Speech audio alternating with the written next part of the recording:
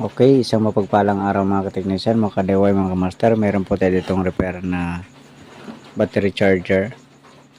So, ito po ang kanyang battery. Tapos, ito ang kanyang brand. Bali, Lotus. Saksak natin para malaman natin kung anong issue nito.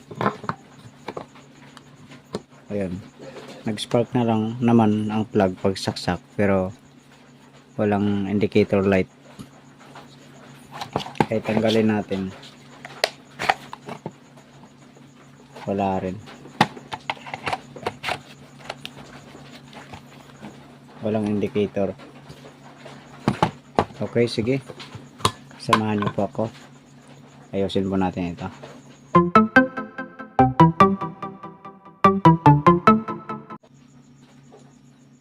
Ito na buksan na natin. Bali, 4 lang naman ang screw nito. Ito.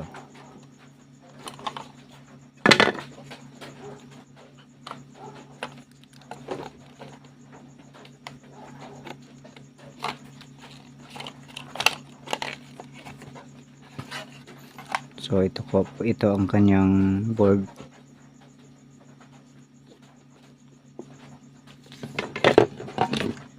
Check natin ang kanyang check natin yung capacitor sa primary. Kung may voltahe.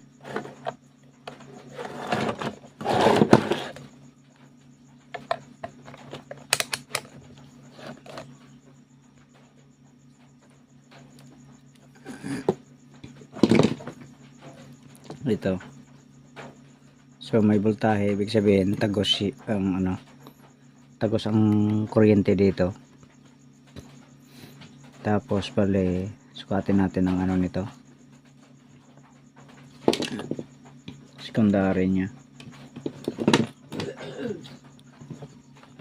Check natin dito secondary. Resistance natin. Ayun.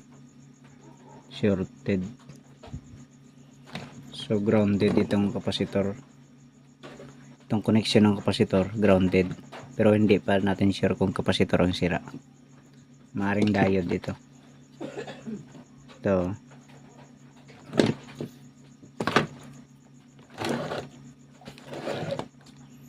Ito forward natin. Yan. Reverse. Yan. So grounded siya.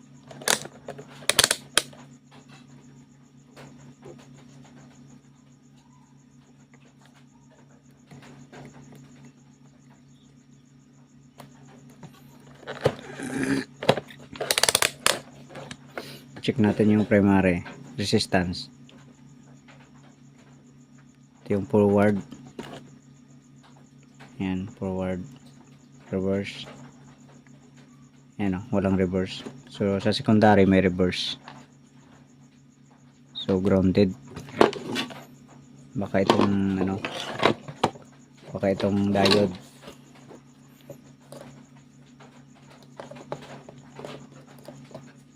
Ayun. So itong isa, ayan walang reading. So good itong isa. Ito yung forward. Ayan. Reverse. Yan, walang reading. Yung isa, forward. Reverse natin. Ayun, may reading. So ito. Tanggalin muna natin. Ito muna ang tanggalin natin ang diode. Ito natanggal na natin. So SR5150 ang number niya. Check natin. Reverse. Ito yung forward. So shorted siya.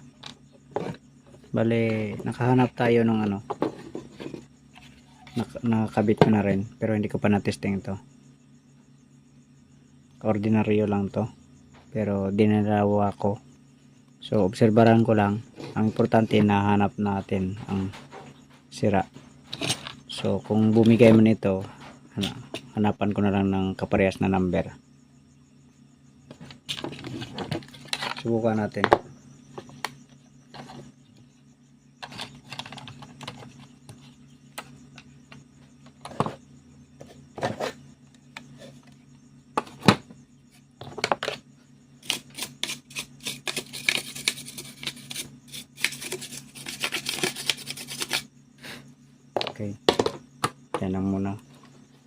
sukat pa natin ang voltahe.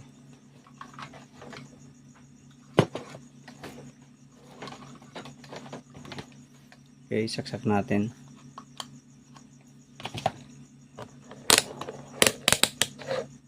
Sukatin natin ang capacitor supply. Yun, may supply na 12 volts. 12 volts lang ba? Charge natin kung magana siya.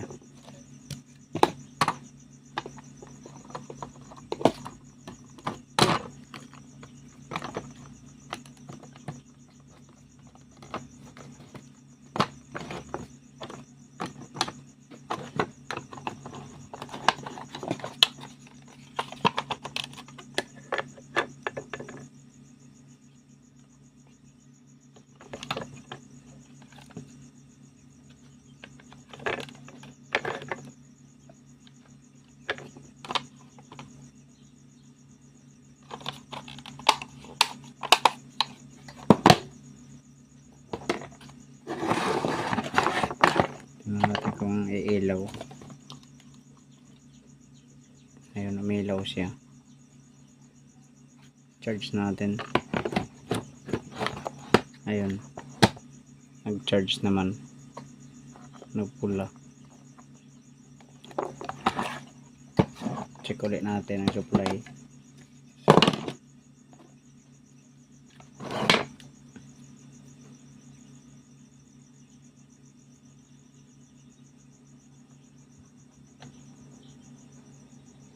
So naging 15 volts siya. Naging 15 volts. Tanggalin natin. Check natin ulit.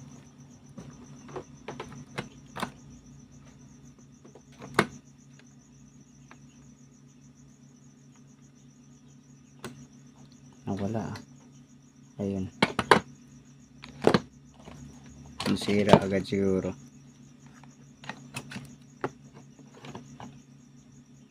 Ayun, nanginit. Nanginit yung diode. Maramang grounded na to. So bali ang urig niya kasi, sana yun, nawala na.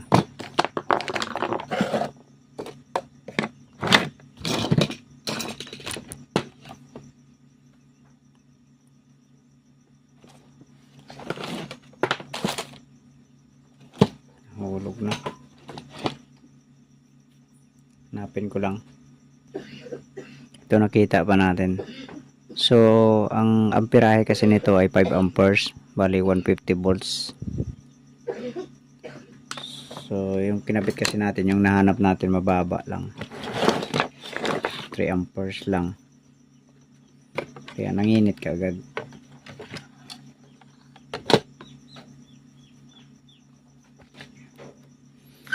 Check natin ulit.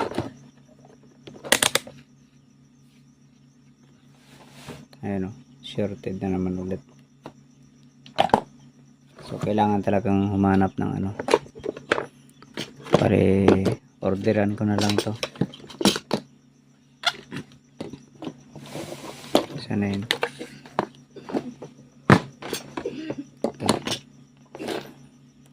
Orderan ko na lang ito ng diode. Ang importante ay nakita natin ang sira. Tapos tinistingan natin, pinalitan ng mababa. So hindi tumagal kasi nga mababa lang. Kaya orderan na lang talaga to. So importante lang naman ay nakita natin ang sira. At nakita natin kanina nagkaroon talaga ng power. So sige, putulin ko na lang video natin. Bale, ito lang naman ang sira, diode. So hanggang dito na lang video natin. Hindi ko nakukunan ng video yung pag dumating ang piyesa pag in-order natin. Importante nakita na natin ang sira. Sige, hanggang dito na lang. God bless po sa inyong lahat.